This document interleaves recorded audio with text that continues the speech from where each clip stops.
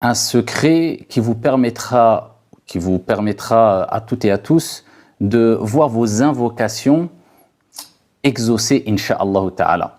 Alors pourquoi je dis un secret? Tout simplement parce que ce secret que je vais vous exposer, on n'en parle pas souvent ou pas assez. Ce qui provoque le fait que beaucoup de gens n'ont pas connaissance de ce secret. Même quand on évoque le sujet de ad-du'a, l'invocation, on l'évoque peu souvent, ce qui fait que peu en ont connaissance. Quel est ce secret?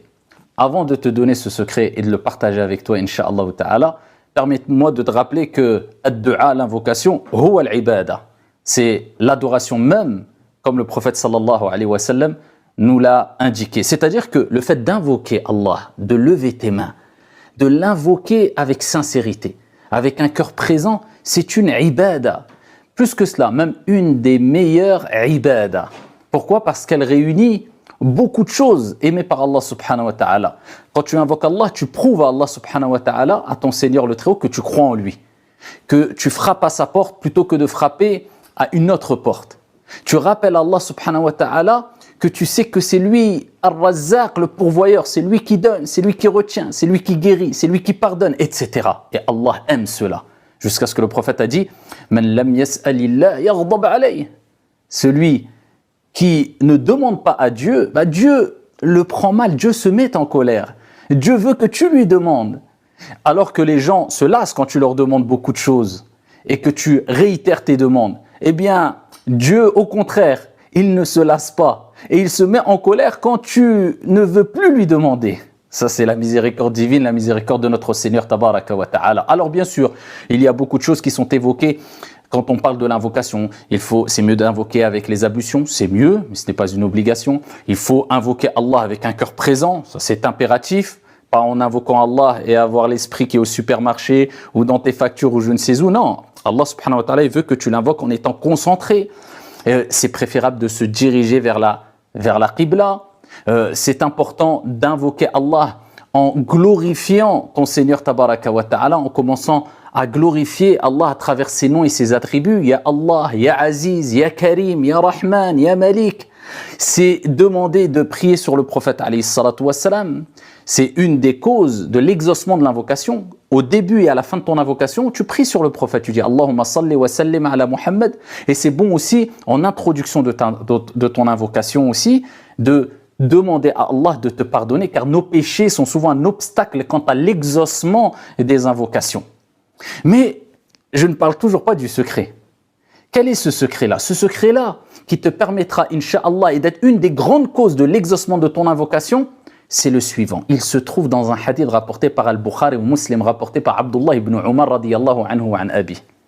Il nous rapporte ces propos du prophète alayhi salatu wassalam. Alors, je vais abréger le hadith.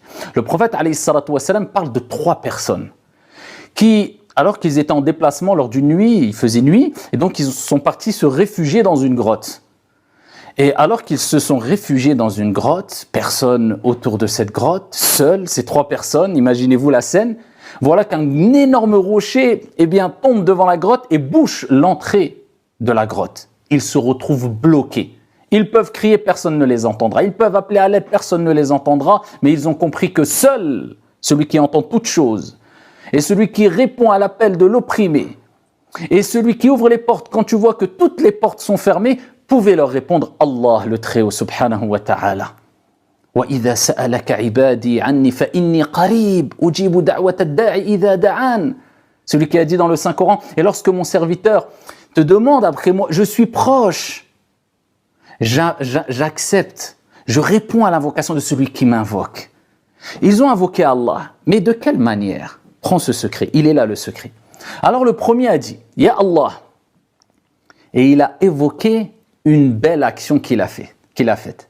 Une action qu'il a faite, une belle action, une grande action, aimée par son Seigneur Tabaraka wa Ta'ala, en cherchant à travers cette action la satisfaction d'Allah subhanahu wa ta'ala. Et il a évoqué cette action lors de son invocation. Il est là le secret. Alors, qu'est-ce qu'il dit? La première personne dit Allah. Comme tu le sais, un jour, comme j'avais l'habitude de donner du lait à mes parents et d'abreuver mes parents qui étaient très âgés, avant même de penser à abreuver autre personne de ma famille, mes enfants, mon épouse, d'abord je pense à mes parents, eh bien un jour cet homme-là est parti mener paître ses animaux. Et quand il revient, et il voulait abreuver ses parents, donner du lait à ses parents très âgés, il les trouve en train de dormir. Qu'est-ce qu'il a fait? Il a pris le récipient avec le lait et il est resté toute la nuit à côté de ses parents en attendant qu'ils se réveillent. Il ne voulait pas les réveiller. Jusqu'à ce que le jour a commencé à apparaître, et bien voilà que ses parents se réveillent, et alors que ses enfants avaient soif, ses enfants voulaient du lait, il a d'abord attendu que ses parents se réveillent en restant auprès de toute la nuit sans les brusquer, et quand ils se sont réveillés, il a abreuvé, il a donné à boire du lait à ses parents. Ensuite, il s'est occupé de sa famille. Il a dit, « Ya Allah, si cette action, je l'ai faite pour te satisfaire, pour ton visage, ta face, Ya Allah, délivre-nous de cette situation. » Voilà que le rocher s'est déplacé de quelque peu. C'est ça le secret, c'est d'invoquer Allah en évoquant des bonnes actions que tu as faites dans ta vie. Je suis dans une situation difficile, Ya Allah, je me souviens, tel jour j'ai fait une bonne action. Si cette action, je l'ai faite pour te satisfaire, par la cause de cette action, Ya Allah, je te demande, sauve-moi, secours-moi, aide-moi, ouvre-moi les portes, demande ce que tu veux. Al-Ghani, le riche, c'est Allah subhanahu wa ta'ala. Et la deuxième personne a dit, Ya Allah, un jour j'ai été attiré par une femme et j'ai péché, j'ai fait une erreur. Il a sollicité cette femme-là en lui proposant de l'argent en contrepartie d'avoir une relation illicite avec elle. Et elle a toujours refusé. Et un jour, alors que c'était une période de disette, de crise financière, on va dire, eh bien, cette femme n'avait pas d'autre choix que d'accepter. En contrepartie d'une somme d'argent, parce qu'elle était dans une situation très difficile, en contrepartie d'une somme d'argent, d'avoir une relation illicite avec cet homme-là. Et au moment où il allait avoir cette relation illicite avec cette femme-là, elle lui a dit, crains Allah, crains Dieu, crains le Très-Haut. Il s'est senti mal. Il a eu cette crainte divine qui s'est dit, mais qu'est-ce que je fais? Il s'est abstenu, il lui a donné l'argent et il est parti et il l'a laissé. Il a dit, Allah, si j'ai fait cette action pour te satisfaire, Ya Allah, sauve-nous de cette situation. Le rocher s'est déplacé encore. La troisième personne a dit, Ya Allah, j'avais des salariés.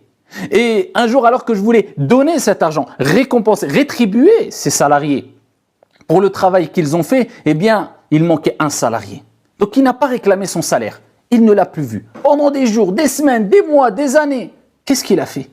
Il a non seulement laissé le salaire de cette personne qui n'a pas réclamé son dû de côté, mais en plus de cela, il l'a fait fructifier. Il l'a investi dans des bêtes, il a investi, il a fait fructifier cet argent. Jusqu'à ce que cet argent a causé une grande richesse. Eh bien, il a pu se retrouver à travers ce capital de base, qui était minime, certes, eh bien, un grand élevage, etc., etc. Un long moment après, cette personne qui n'avait pas réclamé son dû est revenue. Et elle dit, oh un tel, j'avais un salaire auprès de toi, je réclame mon salaire. Il lui dit, tu vois tout ce qu'il y a là? Des bêtes, des terres, Il dit, tout ça c'est pour toi. Je lui dis, mais ça ne m'appartient pas. Il dit, si ça t'appartient. Parce que ton capital, eh bien, je l'ai fait fructifier et tout ça, ça t'appartient à toi. Prends-le. Il l'a pris et il est parti sans rien laisser. Il dit, Allah, si je l'ai fait pour te satisfaire, Ya Allah, si je l'ai fait pour ta face, sors-nous de cette situation. Voilà que le rocher s'est ouvert et a laissé assez d'ouverture de place afin qu'il puisse être délivré. Voilà le secret. Non seulement de respecter ce que j'ai dit précédemment et qui est connu et répandu, à avoir les ablutions, invoquer avec un cœur présent, glorifier Allah, mentionner ses noms, prier sur le prophète sallallahu alayhi wa sallam, avoir conviction que c'est une adoration que Dieu aime, ne jamais désespérer, attendre toujours qu'Allah te réponde sans jamais désespérer, mais aussi mentionne des belles actions que tu as faites pour satisfaire Allah subhanahu wa ta'ala, d'où l'importance de nous motiver à faire de belles et grandes actions discrètes, sincères pour Dieu, parce qu'on en aura besoin, pour nous rapporter gros, ici-bas et dans le delà, incha'Allah ta'ala, dans le delà, la récompense, ici-bas, on peut utiliser quelque part ces bonnes actions afin d'invoquer Allah subhanahu wa ta'ala, surtout quand on est dans des situations critiques. Et n'oubliez jamais qu'il ne faut jamais se précipiter quant à l'exaucement de l'invocation, puisque le prophète nous a dit, quand vous invoquez, il se passe une des trois chose suivante, soit Allah va accepter votre invocation. Si Allah n'a pas accepté votre invocation, c'est-à-dire elle ne s'est pas réalisée sur place, qu'est-ce que dit le prophète sallallahu alayhi wa sallam? Soit il devait vous arriver un mal, un malheur, et par la cause de cette invocation, Dieu a écarté le malheur de votre chemin, ou soit Dieu vous laisse la récompense pour l'au-delà. Invoquez Allah, multipliez les invocations sans jamais désespérer. Prenez ce secret, gardez-le et vivez avec. Qu'Allah subhanahu wa ta'ala vous et nous préserve et nous accorde à toutes et à tous félicité ici-bas et dans l'au-delà. Barakallahu fina wa fikum. Wassalamu alaikum wa rahmatullah.